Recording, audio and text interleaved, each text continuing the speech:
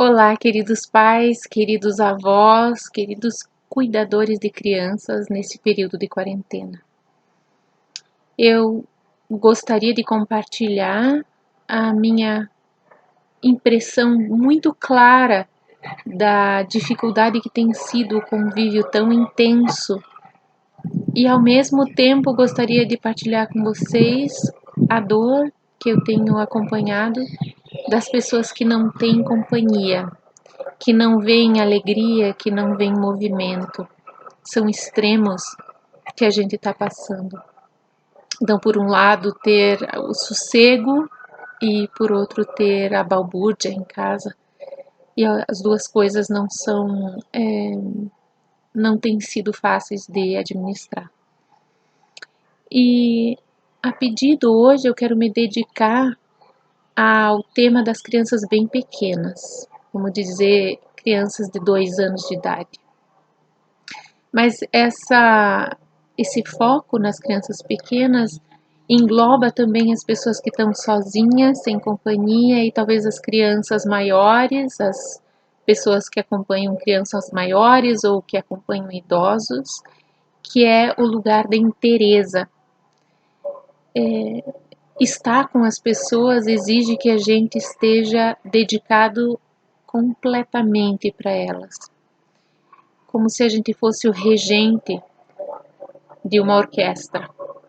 Então a gente não pode se esquecer delas, mas também a orquestra vai ter os momentos de intenso prazer, de silêncio. Também a orquestra vai ter essa respiração que a gente quer, né? De ter muita dedicação e esse momento mais leve. Eu gostaria de compartilhar com vocês o seguinte: as crianças pequenas, elas são tão completos seres humanos quanto a gente é. Não existe uma criança pequena que seja menos ser humano do que nós. Talvez a gente devesse imaginar que elas estão chegando, e como elas chegam devagarinho, porque elas não cabem no corpo pequenininho que elas têm ainda, elas não chegaram completamente.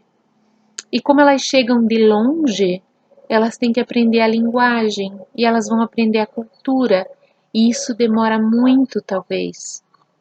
Elas estão aprendendo as leis da gravidade, elas estão aprendendo as leis da física.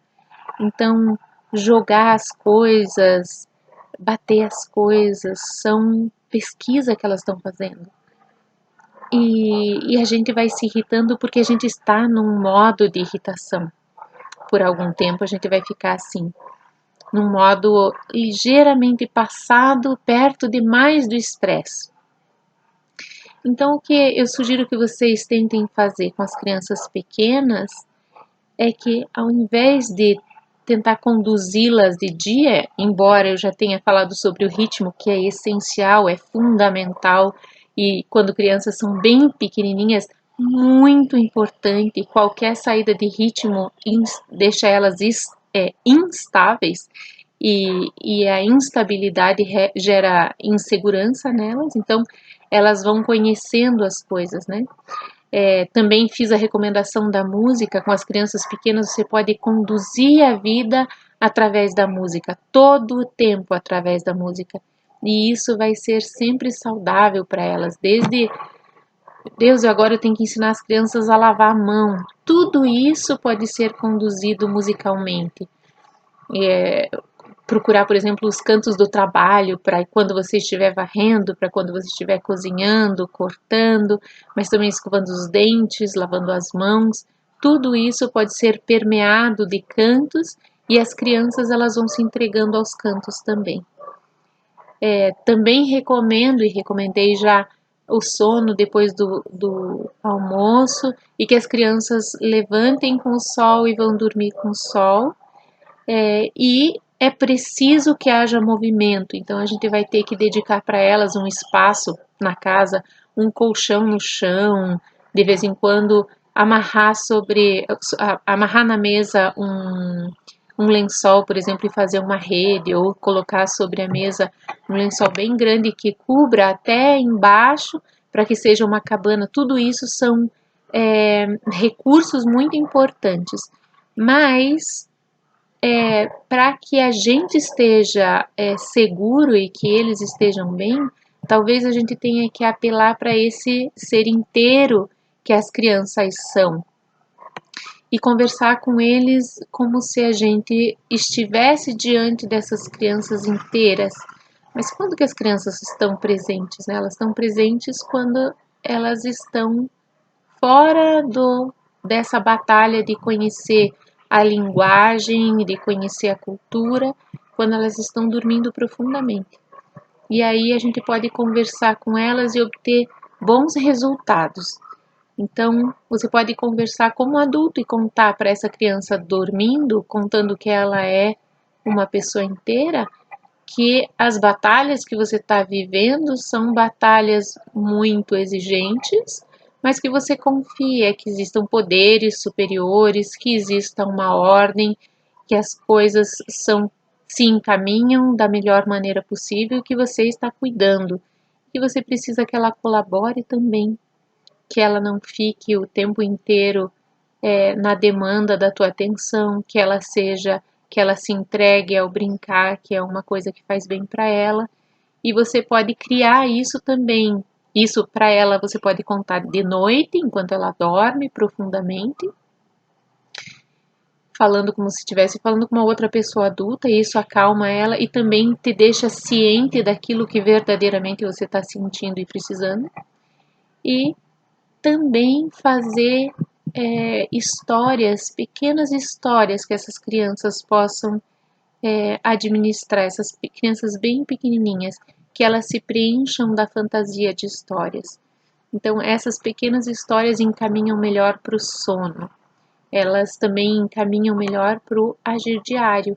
Então, ou você compõe uma história, de preferência histórias rítmicas para essas crianças bem pequenas, ou você vai atrás de histórias, é muito legal quando você encontra uma história, mas eu recomendo histórias, mesmo histórias que às vezes a gente imagina as crianças não dominem, mas tem uma senhora chamada Susan Carroll, que escreve sobre histórias curativas, que são histórias para períodos de crise. Ela escreveu e a gente pode muito se inspirar nela, que ela fazia belíssimas metáforas para contar como a gente resolve situações de perda ou de angústia para as crianças especialmente. Então, é uma grande coisa ir atrás desse recurso. Eu ainda quero me dedicar mais a isso. Os pais que têm crianças pequenas, eu sugiro que explorem essa conversa noturna com as crianças, encomendando dias bons,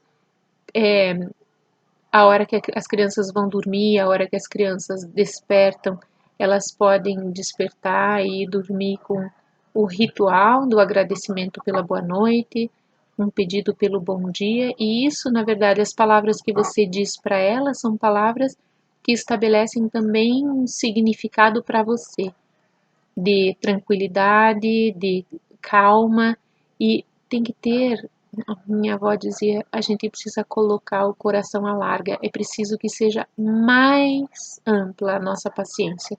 A gente precisa ter uma compreensão de que eles também estão muito angustiados. Então, colo, brincadeira de dedo, aquelas brincadeiras antigas, sabe? Aquelas coisas assim, cadê o toicinho que estava aqui? O gato comeu.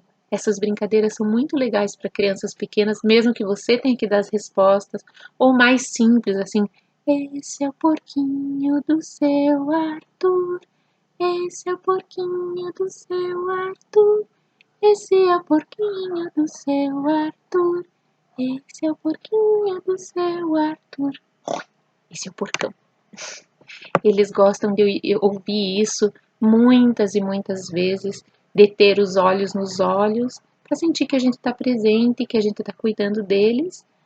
E também eles vão precisar ouvir da gente em algum momento. Agora, a sua mãe precisa ficar tranquila e você vai brincar aqui com esse boneco, ou você vai ajudar a sua mãe a enrolar esse fio, e se ele ainda é pequenininho, dar alguma coisa bastante apropriada para a capacidade motora dele, mas que possa entreter ele.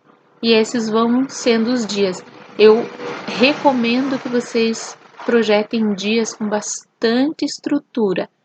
Eu tô ocupada de estruturar um ritmo e sugerir um ritmo para vocês e talvez a gente pudesse se encontrar também virtualmente para a gente poder trocar sobre isso.